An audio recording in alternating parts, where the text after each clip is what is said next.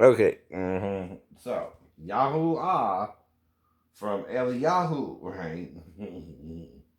Is how I figured out the divine name.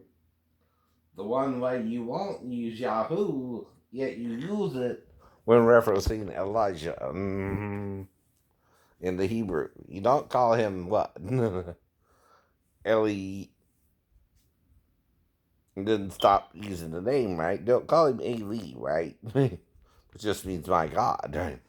You call him Eliyahu, right? Or Eliad. All right. That's what Elijah means, right? Well, Yahoo and Yahuwah are the masculine and feminine of the other, right?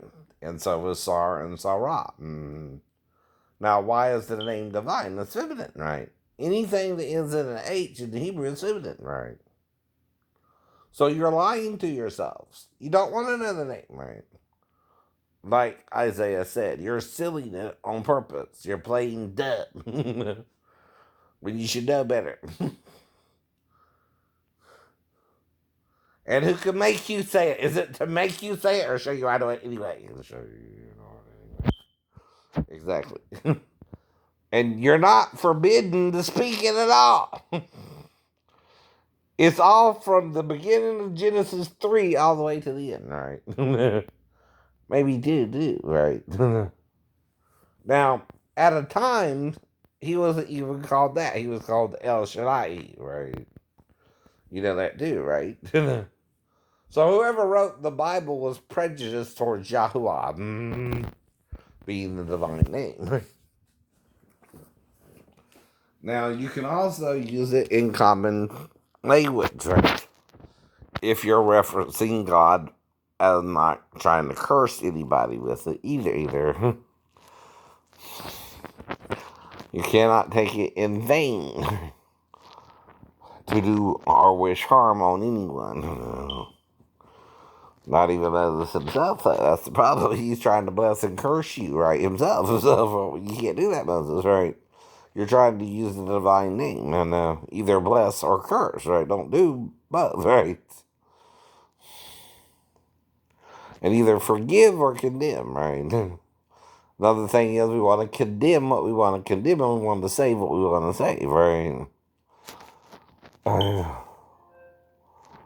It don't matter. Murder is murder. I understand that, right? But forgiveness is greater than murder, right? And like I said, right? Regret comes after the fact, right? Sometimes, not during the fact. And like I said, see, I'm trying to prepare you either way for the outcome of the trial, right? I don't know what's going to happen any more than you do until the trial is concluded, right? And when it's concluded, he was found what? Guilty, guilty. And I'm telling you things, right? Why he may be and why he might not be, right? Too. You can't be mad because I'm telling you the whole law. Well, that's another question you got to ask the jury. If it was a white person, would he have done them the same way if they were acting the same way? Right? Or it's racist too, right? I don't know. I wasn't there, right? It is, but who's resisting arrest there? Is it George himself, right? But okay, if you're told to bring him in, right? See, when you call dispatch, you say we got a guy who passed the fraudulent 20, right? You call dispatch and say, what do you want us to do with him? And they say, bring him in. You got to bring him in.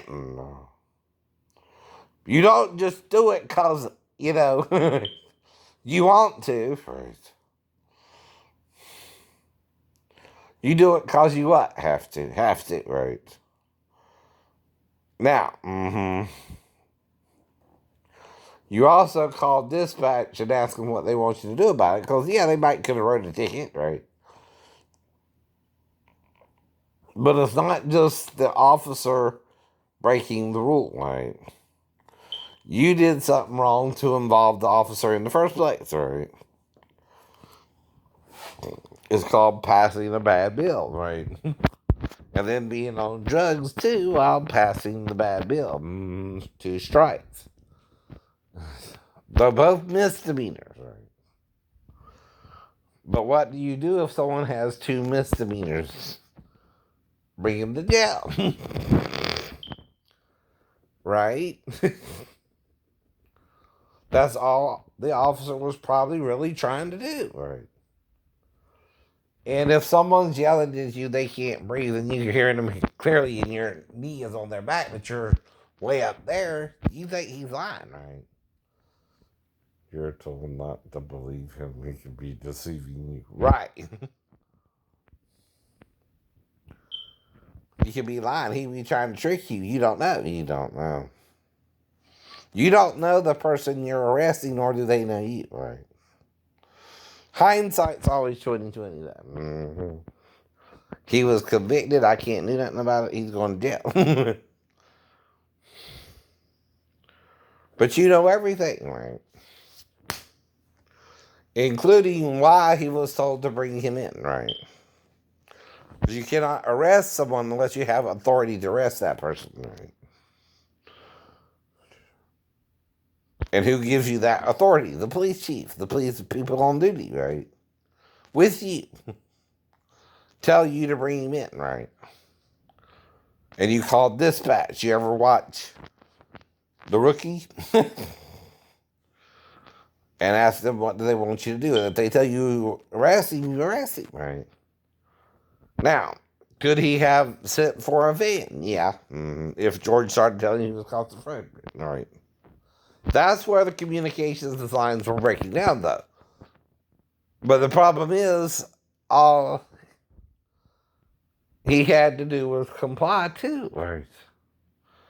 Even if you're claustrophobic and on drugs, I'm not trying to hurt you. I got to bring you in because they're 20 and you're on drugs, right? But who's acting belligerent? George or the police officer? George. But then that shows everybody was biased before it even got to trial, right? Even the jury. He was guilty no matter what. And you're not even supposed to know about the trial, but you're lying. Obviously, we all do.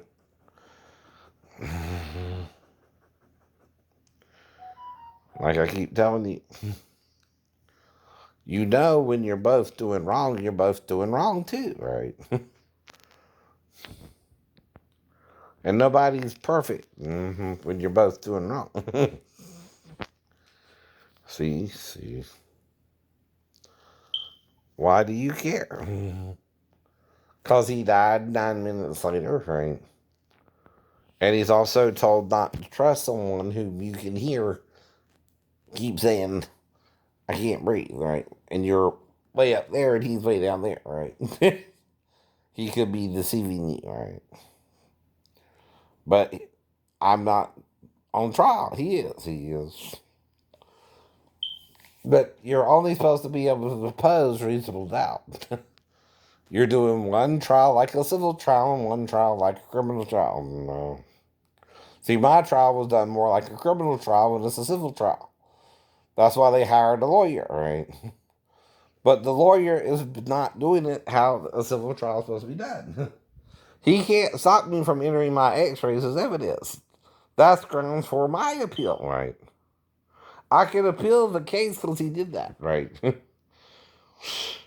And take it back up again sometime, right? In the future. It don't matter when, all right? I got the grounds for the appeal, right? Because he wouldn't let me enter in the facts of the broken ankle, right? He can't deny me that in the civil trial. Only if it was, even if it was a criminal trial, he can't deny me that.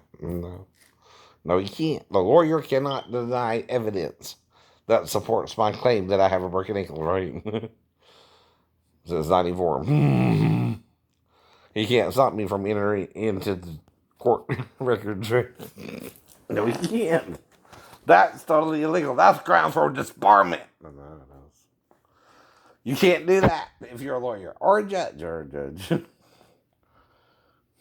And sometimes judges are elected, not always in power either. I know.